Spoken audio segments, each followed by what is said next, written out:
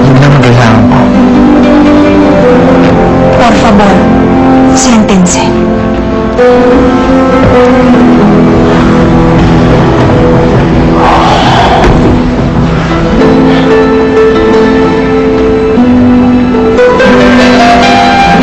Gracias por darnos la noticia acerca de mi padre. Vine a buscarle para llevarle conmigo a California. Papa, ano nangyayari? Bakit nagsisialisan ang mga katulong natin? Hindi ko na kayang bayaran ang mga sahod nila. Kaya siguro, mas mabuti ring magbawas na tayo ng mga taga-silbi. Tama ba yung marinig ko? Pumunta ko siya dito para sunduin tayo. Papalindang tayo sa California. Le dije a mi madre que nos llevaría con usted a California. Lo siento. No puedo llevar a su madre. Ya no es un ciudadano de mi país. Solo puedo llevarle a usted porque es el hijo de mi hermano. Hindi kami kasal ng iyong ama. Kaya ikaw lang ang pwede niyang isama. Lalong tumitindi ang pagigipit ng gobyerno sa atin. Kaya hirap na kami ng papa mo. Lalo na ako. Magpapahalim ko sa terasa. Saan pa na ako? No voy con usted. Puedo darle un futuro mejor en California. Piénselo.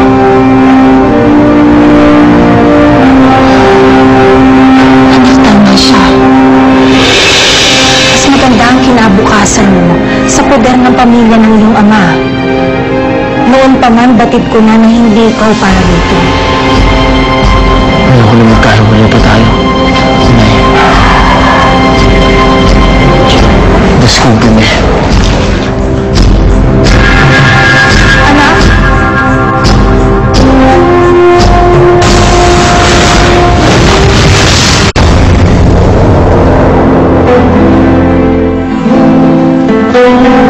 Anak, huwag mo sanang isipin gusto ko pang ipamigay. Ang sa akin lang gusto ko makapag-desisyon ka. Na sarili mo lang ang iniisip mo at hindi ka pakana ng ibang tao. Wala nang maliit ka pa. Kinabukasan mo na ang iniisip ko. Nay. Lagi na lang po kayo nag-aalala sa akin. Ngayon po, ako naman ang nag-aalala sa inyo. Anak, responsibilidad ng magulang ang kanyang anak.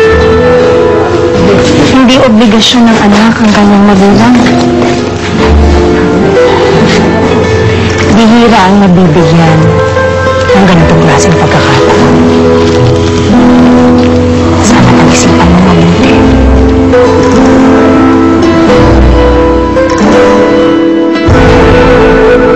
Puso, ang gobernador Aragon na yan, Roberto. Ginagamit niya ang kanyang posisyon para gipitin ang mga asenderong hindi niya kaalyado. Ang totoo, gusto niyang kangkamin ang mga lupain natin. Hindi niya magagalaw mga pag-aari ko. Huwag kang pagkasisiguro. Ngayon, ako. Bukas, baka ikaw. Kailangan na natin kumilos habang maaga.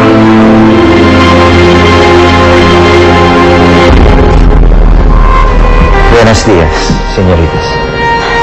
Buenos días. Un momento.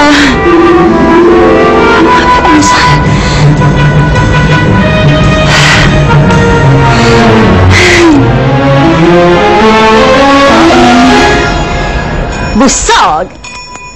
Sarap. Buenos días, señora. Buenos días, señor Diego. ¿Ha hablado con Antonio? Sí. Le he pedido que vaya con usted. Pero es su desisyon. Naniniwala akong lahat ng bagay ay natadaan sa diplomasya. Susubukan ko siyang kausapin. Baka sakaling mapagbago ko kanyang isip tungkol sa sitwasyon mo. Duda ko. Pero maraming salamat, amigo. Kaya pala, kumusta na yung paghahanap mo sa anak mo si Antonio? Hindi pa siya natatagpuan. Pero hindi pa rin ako sumusuko.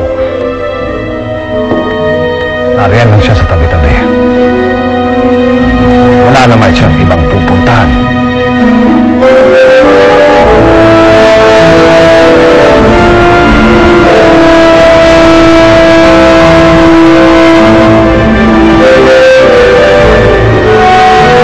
Antonio, ¿ha decidido? Sí. He decidido.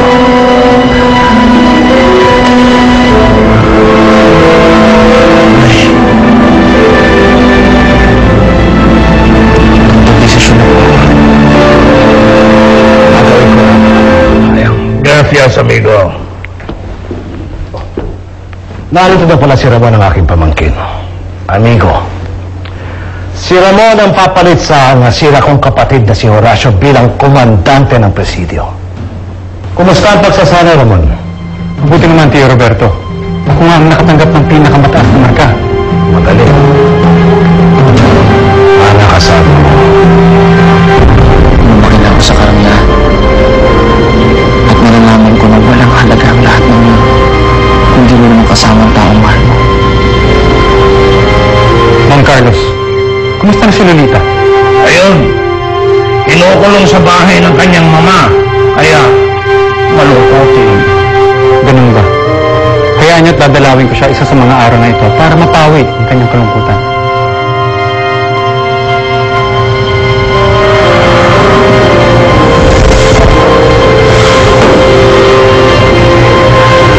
Lo siento. No puedo ir con usted. Entiende. Si usted cambia de opinión, búsqueme en Casa Rosario. No voy a cambiar de opinión.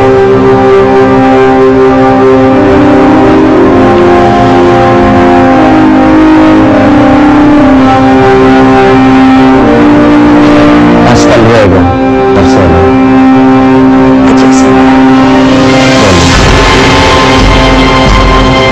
Adiós, Antonio.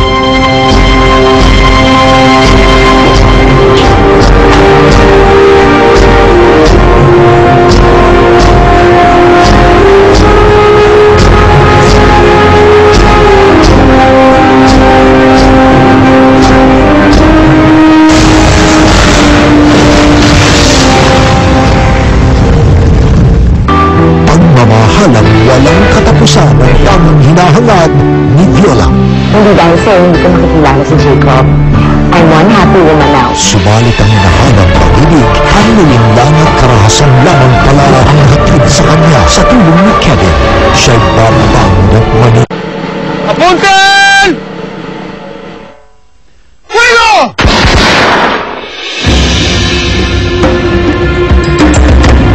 Anong kasalanan ng mga Indio na yun? Mga nahuling nagnakaw.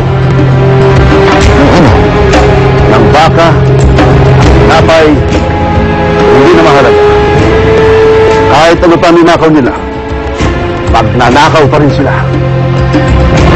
Ang kapalit ay buhay nila. Dapat itong magsilbing babala sa mga kapwa nila Indio.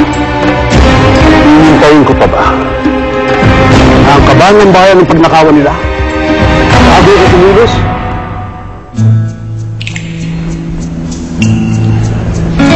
Nay,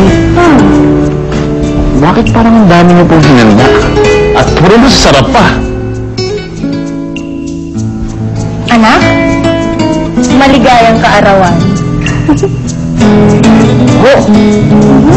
Tapos na po ang kaarawan ko. Ano ba ang sadya mo dito?